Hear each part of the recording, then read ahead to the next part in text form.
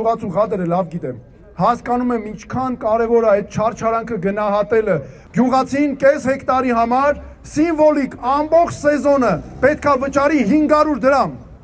Մի հեկտարի համար 1000 դրամ, 2 հեկտար եւ ավելի 2000 դրամ, վերջ, որովհետեւ մենք փոխում ենք տրամաբանությունը, մենք ոչ թե ջրի վրա ենք փող աշխատում, ջուրը մայրն է, սնուցողն է, եթե մենք ջրի վրա փող աշխատեցինք, բայց այդ մարդուն գյուղացուն ինչ ենք տալու, հետո բերքը հետ ստանալու, հակառակը պետությունը պետք է ունենա կենտրոններ, ես ոնց եմ պատկերացնում, ես աշխարհում շատ եմ տեսել նման բաներ, պետությունը ունի հատուկ կենտրոններ, որտեղ քաղաքացին գնում է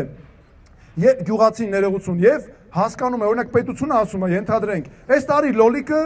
կիրացնես, այս ինչ տեղը, օրինակ մարդ ուզում է Մարտունիում գա ցանի ենթադրենք, ինչ ասեմ, բանան, ասեմ, Մարտունիում արդեն ամեն ինչ աճում է, պատկերացեք, ցանեց որևէ բան, բայց ինքը ուզում է հասկանա, կաճի թե չէ, պետությունը պետք է ունենա հատուկ կենտրոններ, որտեղ մարդիկ կգնան եւ կհասկանան, օրինակ այդ կենտրոններում կարա վաճառի թե չէ, կիրացնի թե չէ